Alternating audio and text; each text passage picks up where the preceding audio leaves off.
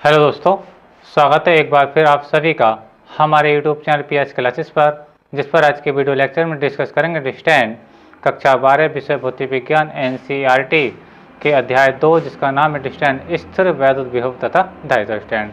तो इस अध्याय के आज हम प्रश्न संख्या 6 को हल करेंगे स्टैंड।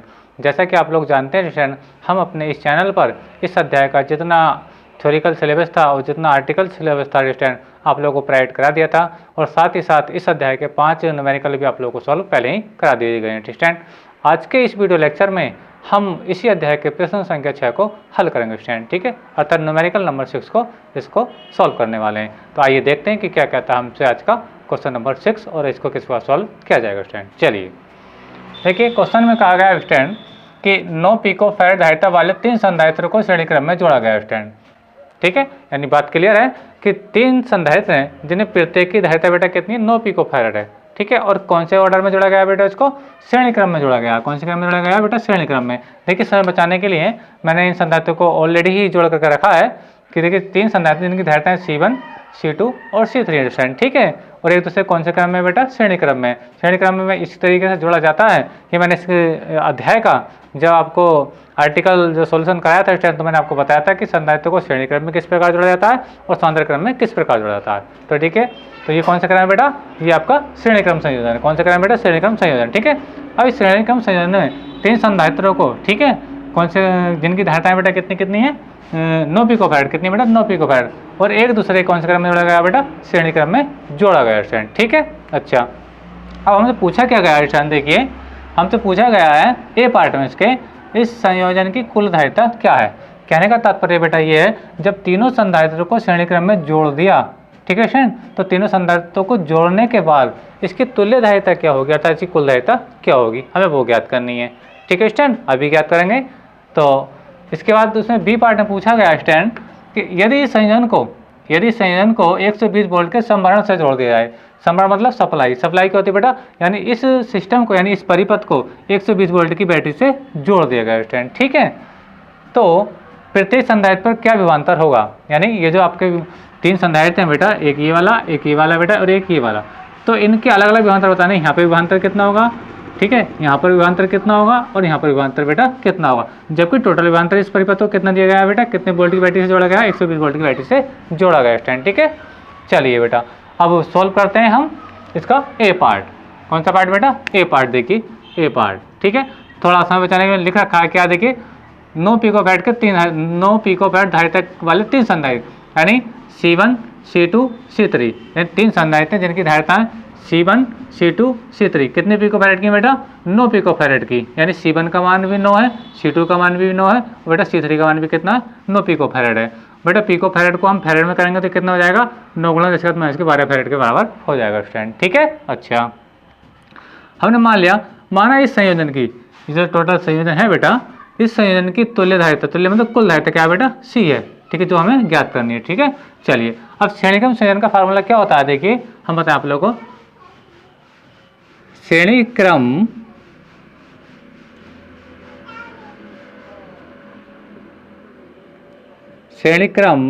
संयोजन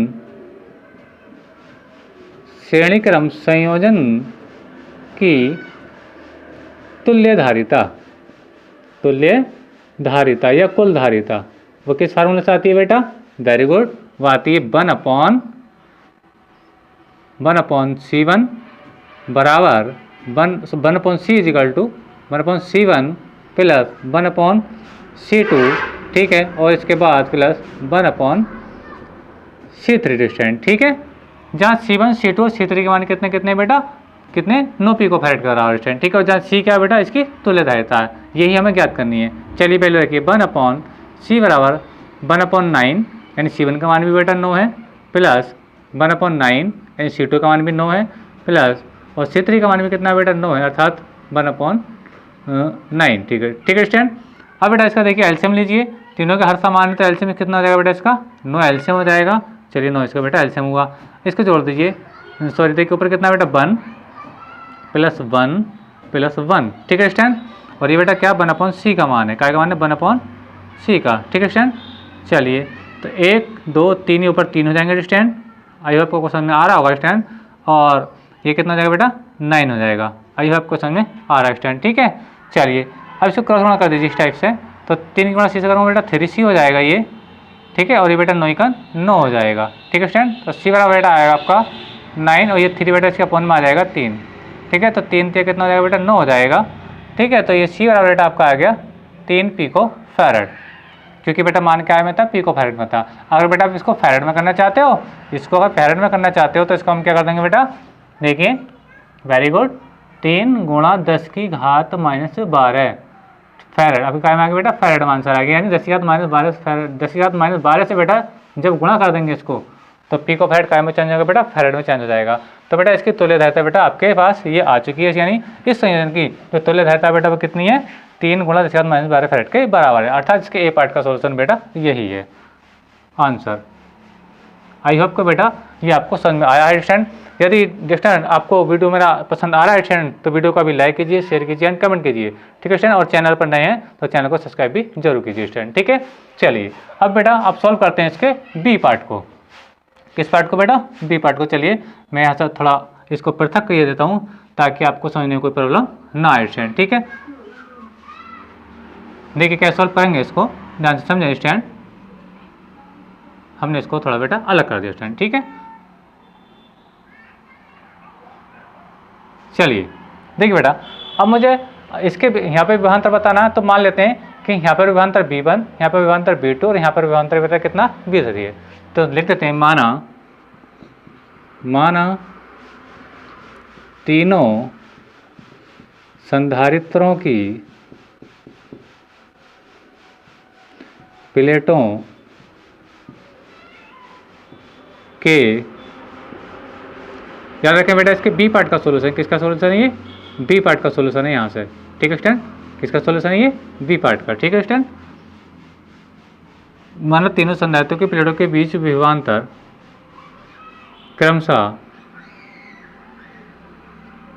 B1, B2 व B3 हैं।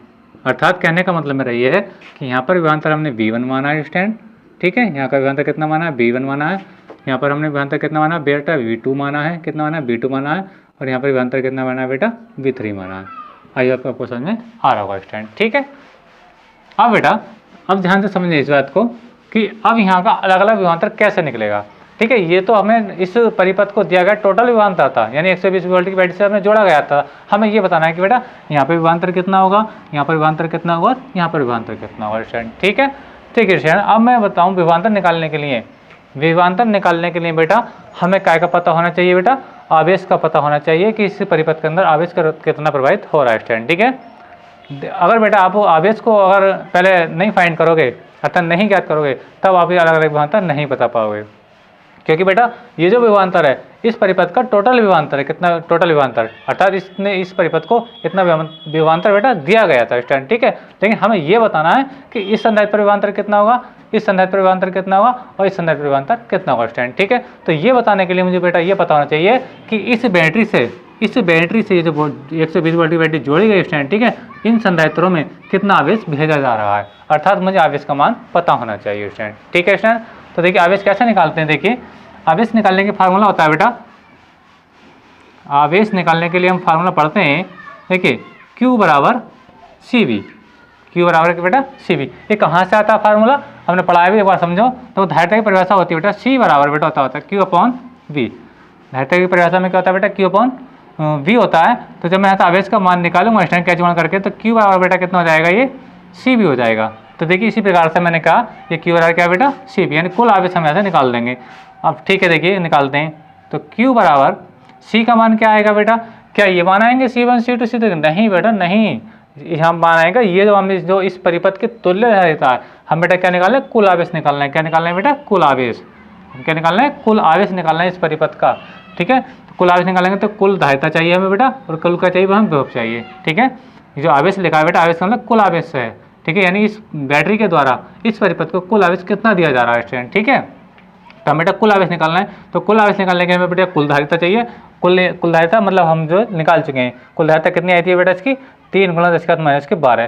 फिर क्या बेटा B कुल विभवांतर बेटा कितना दिया गया है, इसको 120 वोल्ट दिया गया है, यानी C का जो मान आएगा बेटा कितना आएगा, यानी कुल धारिता ये चलिए 3 गुणा 10⁻⁻⁻, स्टूडेंट, और बी का मान कितना बेटा आपका 120, वेरी गुड वोल्ट। ठीक है स्टूडेंट, अब सी गुणा कर दीजिए।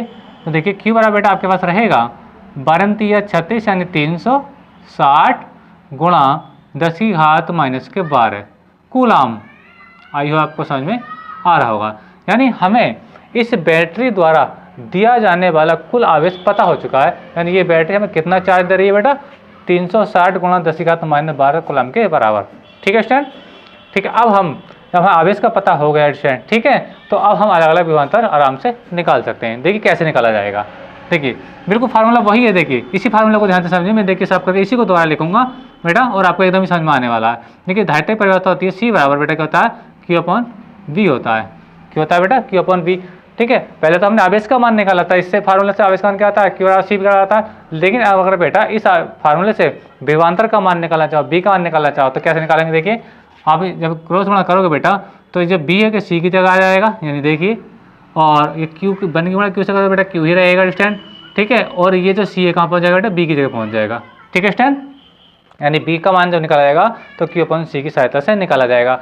अब बात करें विभवांतर यहाँ की, तो यहाँ पे विभवांतर कितना बेटा 1, तो B1 हो जाएगा। यहाँ पे धारिता कितनी बेटा C1, तो यहाँ पे C1 हो जाएगा। ठीक है, आवेश के लिए 1 2 नहीं करेंगे, क्योंकि बेटा आवेश श्रेणी क्रम में क्या रहता है तीनों संधारित्रों में, या 3 से ज़्यादा भी संधारित्र होते बेटा, तो आवेश तीनों संधारित्रों में या 3 से ज़्यादा संधारित्रों में बेटा समान ही रहता। ठीक है स्टूडेंट, तो याद रखें कि श्रेणी क्रम संयोजन में आवेश क्या रहता है बेटा समान ही रहता है। ठीक है, समान रहता है।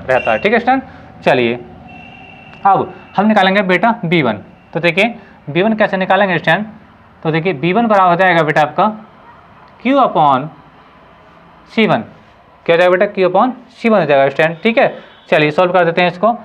तो कैसे सॉल्व करेंगे स्टूडेंट, देखिए तो B1 = हो जाएगा Q का मान। देखिए Q का मान बेटा कितना है 360 गुणा 10⁻⁻12। कितना बेटा 360 गुणा 10⁻⁻12। ठीक है स्टूडेंट, अच्छा, और ये क्या बेटा आपका C1 कितना बेटा C1 है बेटा आपका 9 पिकोफैराड या 9 गुणा 10⁻⁻12 फैराड। देखिए 9 गुणा 10⁻⁻12। ठीक है स्टूडेंट, देखिए 10⁻⁻12 कैंसिल हो जाएगा, और ये 9 से 360 क्या कट जाएगा, वेरी गुड 40 बार कट जाएगा। देखो 9 चौक 36 और ये 0 ऐसे होता जाएगा, तो ये लगभग कितना कटेगा बेटा 40 बार कट जाएगा। यानी आपका जो B1 का मान आ चुका है बेटा, B1 कितना आ चुका है बेटा आपका 40 वोल्ट आ चुका है। कितना वोल्ट आ चुका है बेटा 40 वोल्ट। अर्थात कहने का मतलब मेरा ये है कि पहली संधारित्र की प्लेटों के बीच जो विभवांतर होगा वो कितने वोल्ट होगा बेटा, वो 40 वोल्ट होगा। कितने वोल्ट होगा 40 वोल्ट। ठीक है स्टूडेंट, अब बेटा हम क्या निकालेंगे इस प्रकार B2 का मान निकालेंगे। ठीक है, मैं इसको रब कर रहा हूँ, ध्यान से समझें, ध्यान से देखें बेटा। अब हम निकालेंगे B2 का मान।